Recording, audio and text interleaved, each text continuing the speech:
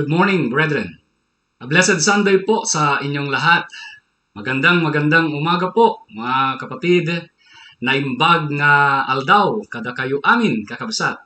Maayong buntag, mga igsoon. What a wonderful day na ginawa po ng ating Panginoong Diyos. Praying that you are always in good health and in good condition. Once again, this beautiful day manifests the goodness of God in our lives. Amen? Purihin po ang Panginoon. At may I request everyone to please stand and let us bow our head and feel the presence of God as we pray. Father God in heaven, Lord, we humble ourselves, thanking you because of your goodness in our lives. Truly, Father God, you are a great and wonderful God na patuloy pong gumagabay, tumutulong at nagbibigay tagumpay sa buhay ng bawat isa. O Lord God in heaven, we seek then guidance, blessings, and the power of your Holy Spirit to come in us in order for us, Lord God, once again to feel your presence and to understand your word as we listen today. Open up our heart, our mind, Father God, in order for us to fully grasp the idea, the message of your words this morning. And, O Lord God in heaven, we humbly ask for your forgiveness unto all our sins that we have committed against you. Thank you so much, Father God, and this is our prayer. In Jesus' mighty name, amen and amen. Now, the congregation may now be seated, please.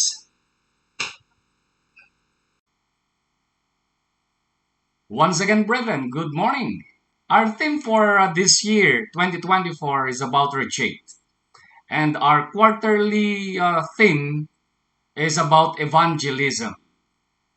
Saludo po ako sa Community Church of Christ because of your heart on evangelism. Of course, with the leadership of Brother Joshua as he leads the Community Christian Church in spreading the good news. And so, I'm also tasked to discuss with you about why win souls, relating to our monthly topic, Reaching the Lost. Basing from Jonah in chapter 1, verses 1 to 3, and moving up to chapter 4 in verse 11. And the text says, "The word of the Lord came to Jonah, son of Amittai. Go to the great city of Nineveh and preach against it, because its wickedness has come up before me." But Jonah ran away from the Lord and headed to Tarshish. He went down to Joppa, where he found a ship bound for the port, or for that port. After paying the fare, he went aboard and sailed for Tarshish to flee from the Lord. And in chapter 4, in verse 11, "But Nineveh has more than 120,000 people who cannot tell their right hand and their left, and many cattle as well. Should I not be concerned about that great city?" Now, ano kayang maaring makikita nating mga ideas with regards to these passages stated from the book of Jonah in relation to that question, why win souls? So, ready na po ba tayo, mga kapatid? Now, of course, we are called by God not to win arguments, but to win souls. As we can see on the slides that we have. I called you to win souls, not to win arguments. So I like this idea because truly in this world, our main focus must be the evangelization of the world. Kaya po napakaraming mga denominations ngayon in different names spreading the gospel. But there are also some people na ang hilig nila is to have those debates with regards which is true. So which is maybe the original church, maybe some topic is about a certain doctrine.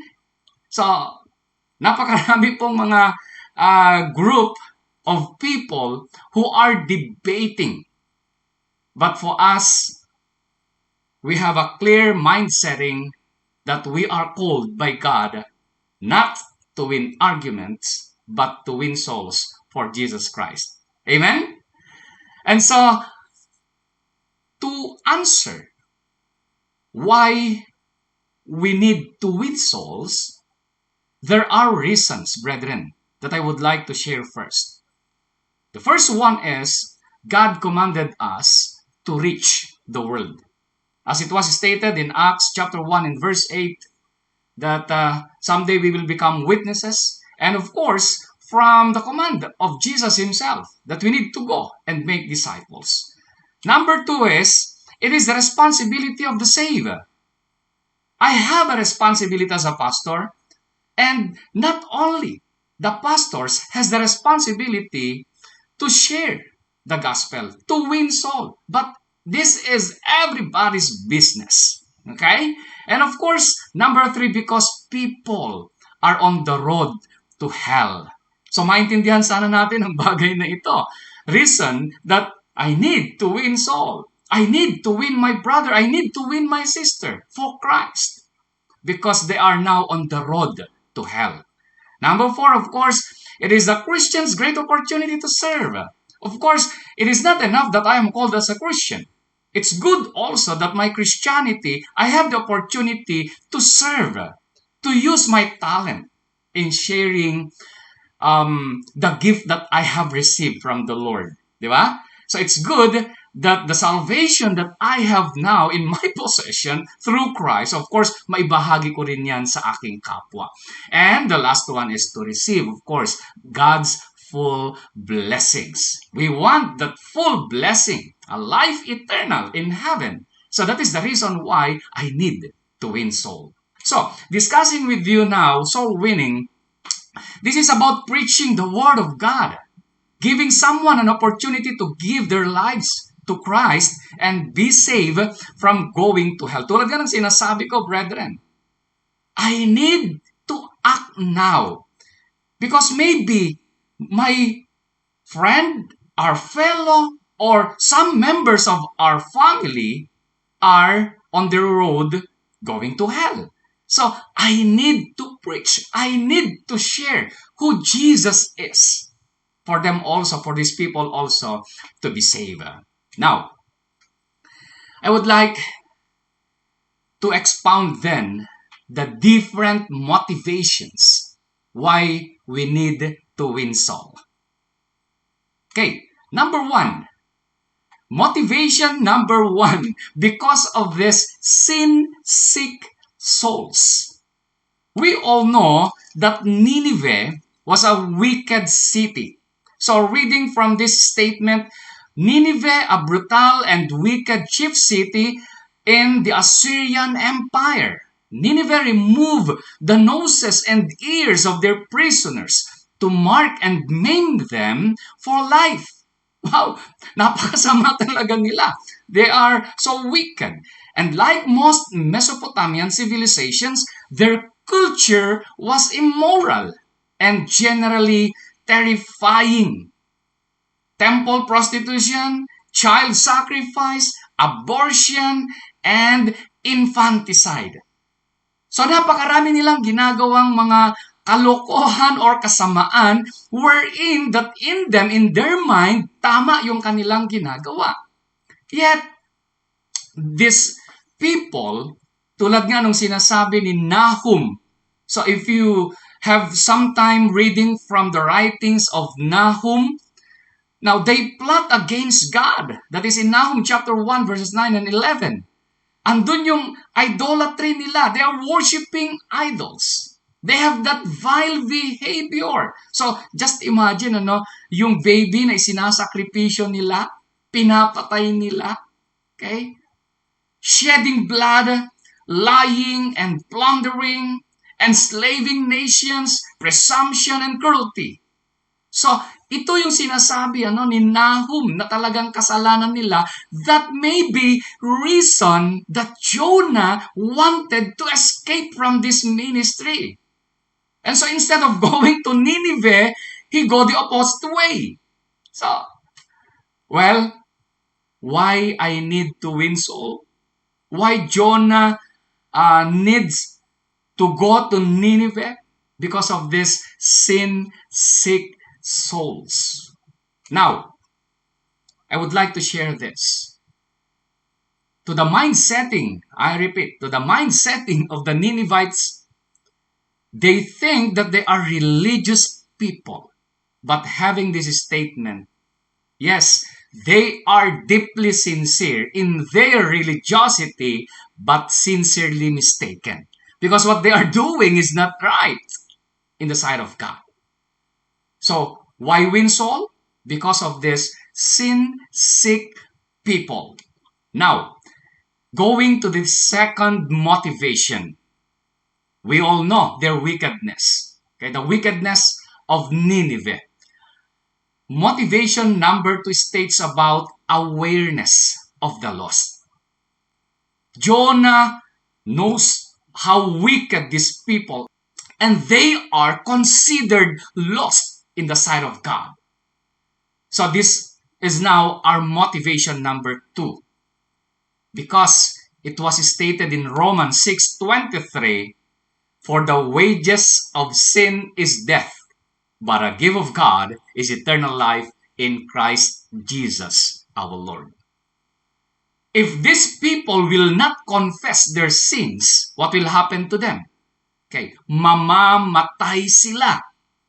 But if they confess their sins and accept Jesus as their Lord and Savior, ano po yung nasusulat dyan? But the gift of God is eternal life in Christ Jesus. So why win soul? Awareness of their lost. And they need a Savior who is Jesus Christ. Now, of course, balikan po natin yung ating family. Are they a member of the Church of the Lord already? Yung tatay natin, yung nanay natin, yung ating mga siblings. How about our relatives? Are they saved already? Are their lives already submitted, committed to Jesus Christ? How about our friends? Like what I am saying on my first sermon with regards to evangelism topic.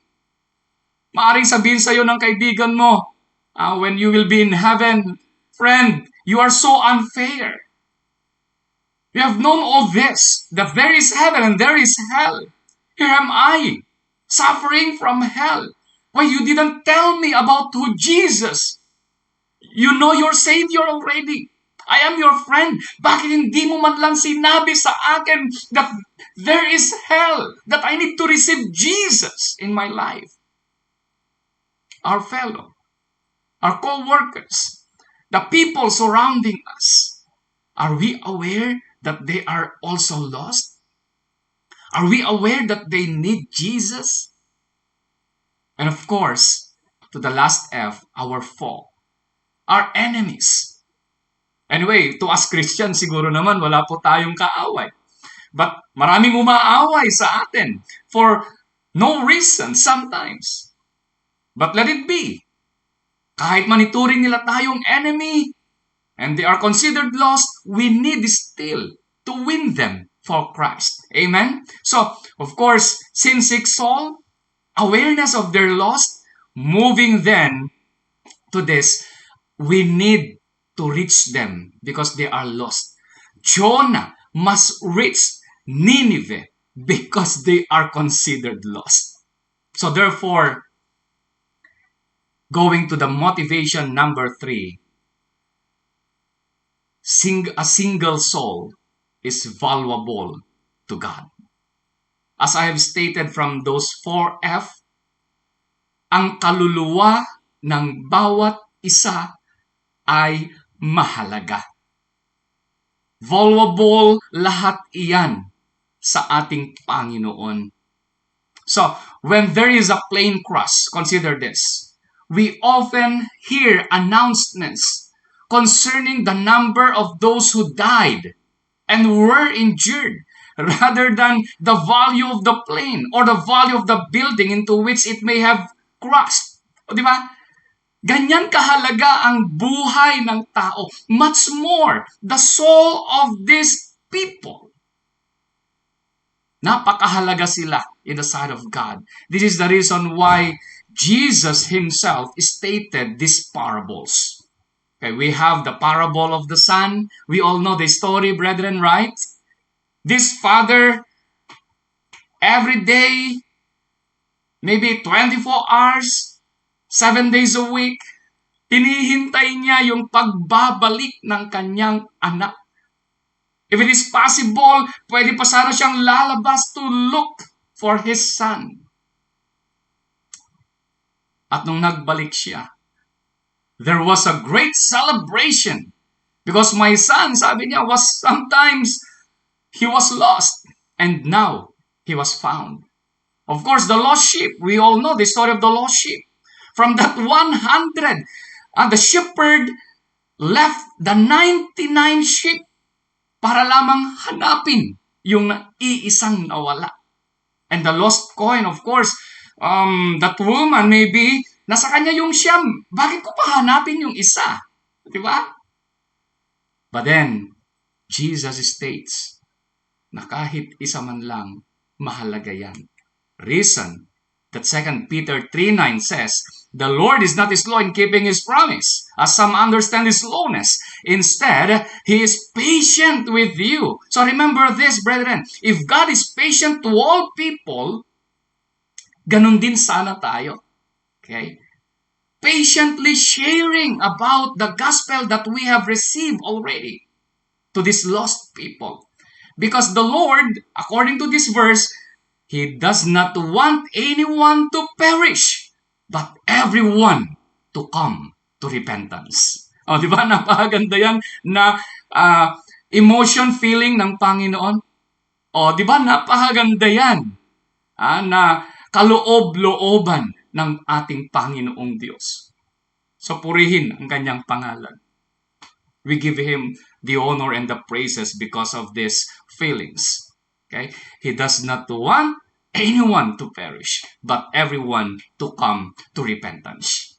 Okay, moving forward, of course, if that will be the case, na the Lord wanted everyone to be saved, let us then be excited at a chance to share the hope of salvation that we have to all people. Na kahit ano man yan, kahit sino man yan, okay, we need to share the gospel, the goodness to all. Of course, we should see soul winning as an exciting privilege. Kaya nga, yung communication namin kay Sir Joshua, sorry sir to use you, with regards sa evangelism, as a leader of the church, napaganda yung kanyang kaloob-looban na magkaroon sana ng programa ang church na soul winning. Sharing the good news. Kahit hindi na yan Pilipino, if we have an opportunity, at may mga schedules ang church, alam ko, nababasa ko sa mga announcements. So, praise God because of these feelings also. Because of these motivations. Because of these chances. God is giving us to share the gospel. Kaya po, sana patuloy po tayo sa ating pagbabahagi. Pwede mong tabihan yung tao. Kahit hindi mo yan kilala, ipakilala natin si Kristo as our Lord and Savior. Let us be excited. Like, eto na nga, yung nangyayari araw-araw sa ating buhay, every day, sabi niya, you meet unsaved people who are one heartbeat away from an eternity in hell. What if you were excited to tell them about your Savior? That could change your life and their lives. O, di ba napakaganda? So, like Philip, tingnan nyo si Philip. Anong ginawa niya? The Spirit told him, oh, lapitan mo yung chariot na yon. And andun nga yung Ethiopian eunuch. At ano ang nangyari after sharing the good news? And this is the good news. Nagpabautismo yung Ethiopian eunuch na yan. So, the excitement of the chance to bring souls to Jesus Christ. Okay? So, once again, as a pastor, as an experiences, sharing with you this idea from school to a full-time work in a church, and those experiences that I have in the church, talaga namang sabi ko, Lord, napakabuti mo talaga. And I remember, my father also. For 10 years na nandito ako sa aming hometown, living with him, showing an exemplary life who Jesus is in my life, but still, the perfect timing of God for him to receive Jesus ay hindi po nangyari. But when I was in my full-time work sa Apari, sinabi ko sa kanya, Lord, napakaraming mga kaluluwa every year for more than 8 years working at Apari, napakaraming mga kaluluwa na tumatanggap sa iyo. But my father is still considered lost. So, si God gumawa siya ng kaparaanan that I became his spiritual father, the fact that he is my physical father. And purihin ang Panginoon because of that chance. And even my mother, of course. And to my siblings. And now, projecting an idea for my relatives here, once again, at Ilagan. At napakabuti talaga ng Panginoon. So if we have the chance, let us be excited, everyone. Nasa Pilipinas ang inyong mga mahal sa buhay, just a single message. Okay? Now, going on to this motivation number 5 and the last motivation. Let us then, therefore, determined to succeed. Nakita natin yung value ng kaluluwa. Nakita natin yung maaring struggles natin in sharing the gospel. But let us be determined to succeed. Now, to Jonah, na tinatawag nating the runaway prophet. Running away from God's word. Running away from God's calling. Running away from God's presence. Anong ginawa ng Panginoon? Habang tinatakbuhan niya, si God, because of His plan, ginawan pa rin niya ng kaparaanan in order that Jonah will come to Nineveh and to minister there. So, ganyan si Lord magtrabaho sa ating mga buhay. Do not wait that we will suffer. How many days that Jonah stayed in that stomach of a big fish? So, napakahirap. Maaaring sabi niya, yehey, mamamatay na ako rito. But then, the Lord is so good to him, transporting him, going back to Nineveh. So, ganyan ang Panginoon sa paggamit niya sa atin. But, taking a look doon sa blessing naman niya, manifold and manifold blessings will return to us if we will obey. Amen? If we will obey, andyan ang Panginoon, i-bless niya ang bawat isa sa atin. So, to Jonah, being the runaway prophet, Jonah is going down. In fact, going down is a euphemism for death in the Bible. Talagang ito yung pwedeng mangyari sa kanya. No? Each step away from God's word, from the Lord's calling, from His King's presence, is a step toward death. So, ganyan talaga yung mangyayari. It's away from the source of life. He may not know it, but Jonah is running toward the grave. So, napakasaklap yung pwedeng mangyari. But again and again, the Lord is so good to Jonah. The Lord is so good to Nineveh. Kaya, yung pag-minister doon, like Jesus Christ, our Savior was determined to complete the gospel plan.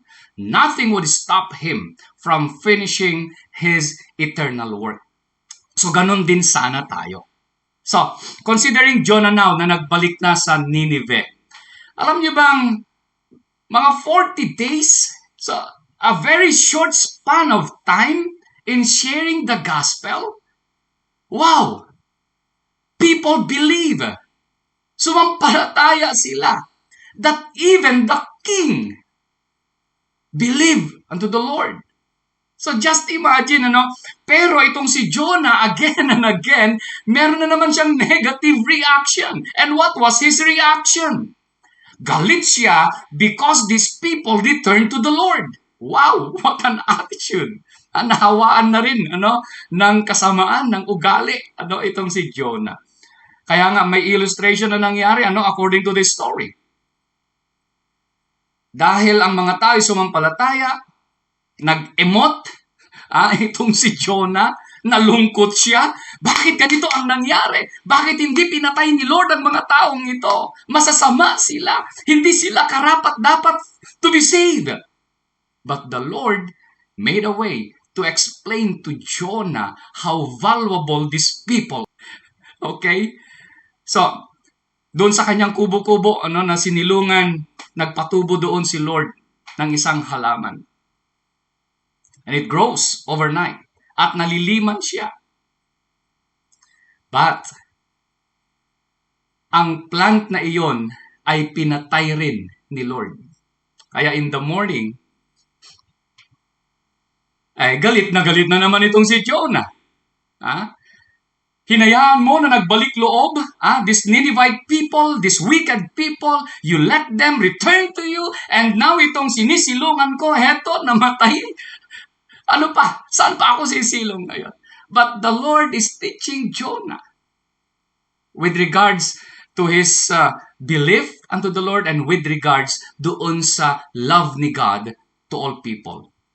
The Lord said to Jonah, if that plant is valuable to you, that I am the one na gumawa dyan at sa isang iglap mawawala, magagalit ka, malulungkot ka.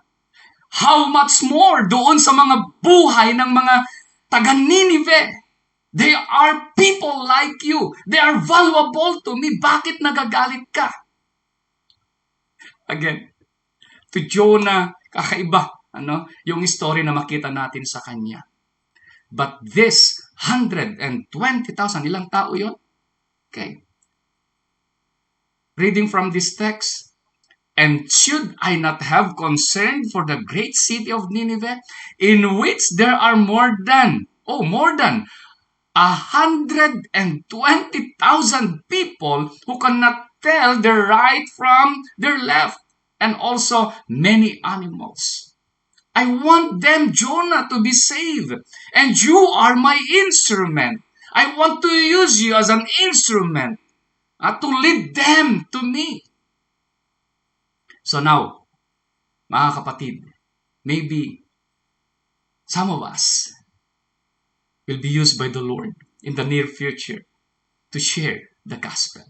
Are you willing to do this ministering? Indeed, God loves His people. All His holy ones are in His hands. We must not be like Jonah questioning God. Lord, wag mo nang iligtas yung mga yan. Masasama yung mga yan. Now, alisin po natin yung attitude na yan. Ay, Lord, mga puti yan. Ay, Lord, mga maitim yan. Oy, tinamaan ako dun. Everyone is important, brethren. Lahat po ay mahalaga kay Lord. Reason why we win souls. Now, reaching the lost, gusto ng Panginoon, these people will be saved. Because, what? They are sin-sick souls. We are aware of their loss. Let us value a single soul. Excited sana tayo for the chance and determined to succeed. Isipin mo ngayon yung member ng family mo. Considered na may sakit yung kanyang kaluluwa. Aware tayo that they are on their way to hell. So let us value their soul and excited to the chance in sharing the gospel. Brethren, let us be determined like Jesus. Doon sa kanyang ginawa sa buhay mo. Jesus was so determined to save you. Now, tayo naman sana, iparamdam natin sa ating family, to our friends, to our fellow, and to our foe, that God loves them and we love them too. God bless everyone to the ministry na ilalagay ng Panginoon sa balikat ng bawat isa sa atin. Purihin ng Panginoon. Let us pray. Father God, thank you once again for your message. Thank you for your love, especially that though we are not worthy to be saved, like what Jonah felt, these people of Nineveh are wicked. But Lord, your love is so great. Reason that, Lord, may we feel also the feelings that you have, that every single soul is valuable. Help us then to share the good news unto all people. Bless, Lord, Community Christian Church. Bless every leaders and members of this church to become focused in evangelism. Thank you so much, Father God. And this is our prayer in Jesus' mighty name. Amen and amen.